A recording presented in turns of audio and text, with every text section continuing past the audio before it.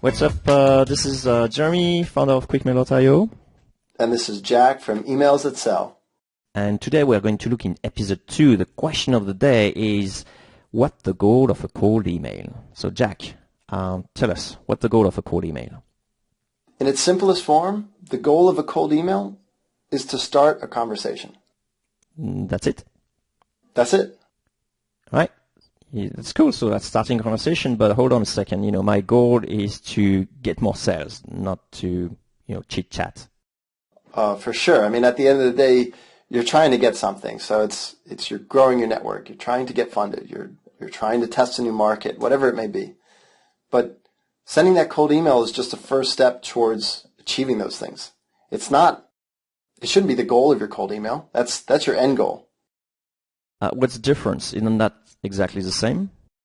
No, those are two different things. So like the goal of your cold email is one thing and your end result that you're trying to achieve is another. And it's important to keep in mind that the goal of your cold email is it's a step towards your end goal. And you're going to be a lot more successful if you treat cold email as just a single step in that process as opposed to going for the kill right away. What if I only have one step? What about direct marketing? I heard people are doing great. You keep hearing that on the internet. They send just one email. People are interested. They go, they buy, job done, right?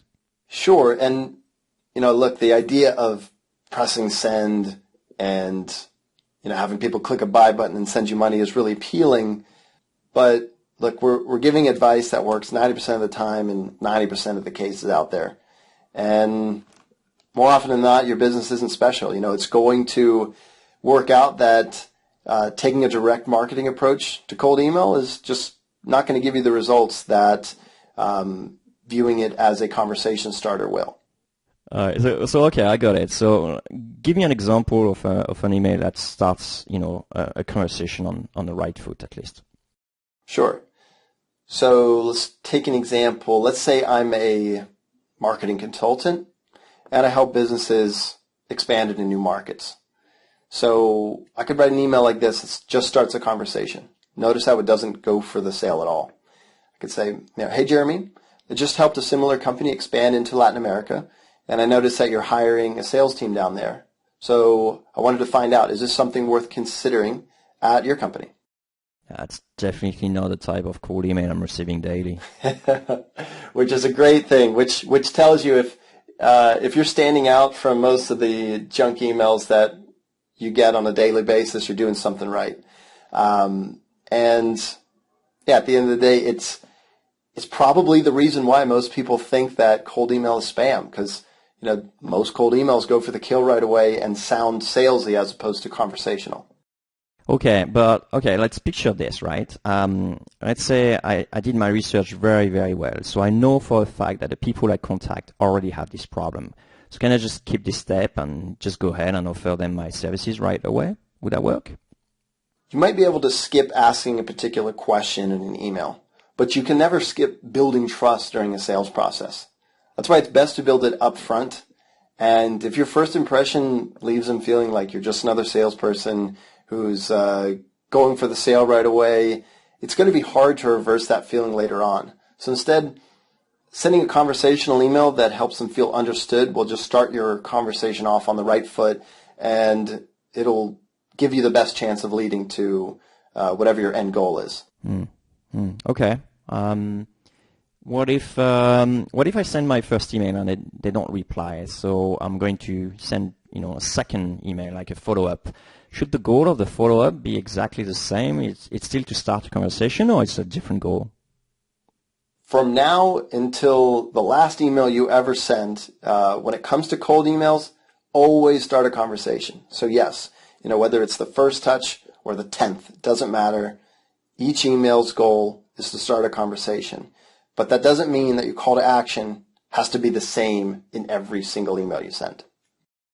All right, but if the goal is to start a conversation, then maybe I want to explore, ways to trick people into replying.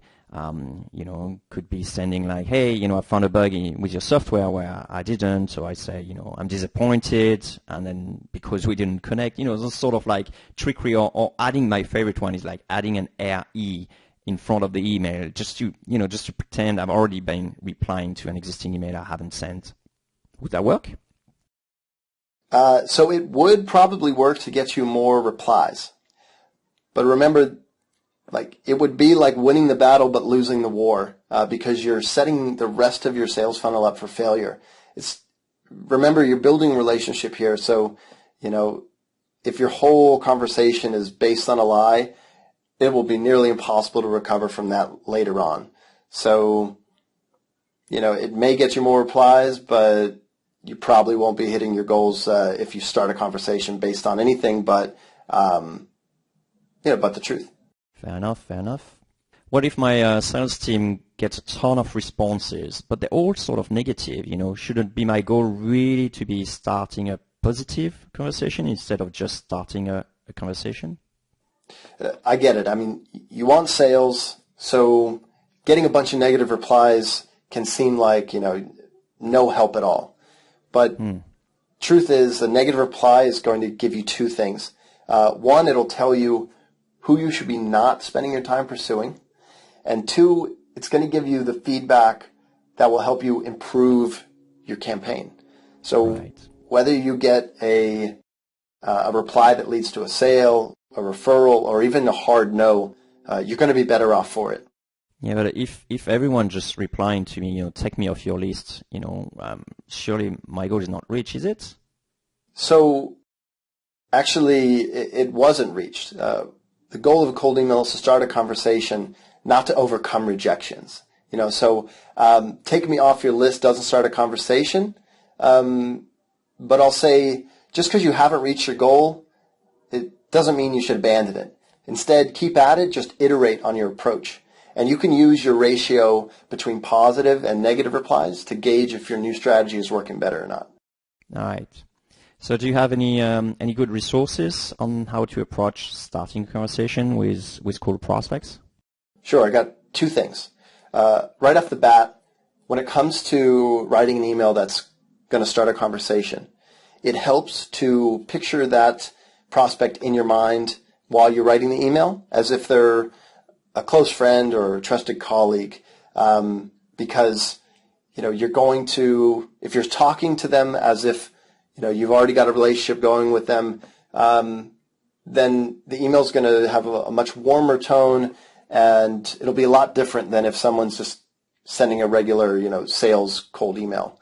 And the second thing is, if you wanted to see a full case study on where Jeremy and I put together a campaign that we use to start conversations, you can download a free PDF that we put together from our Tokyo project, and the link's in the show notes.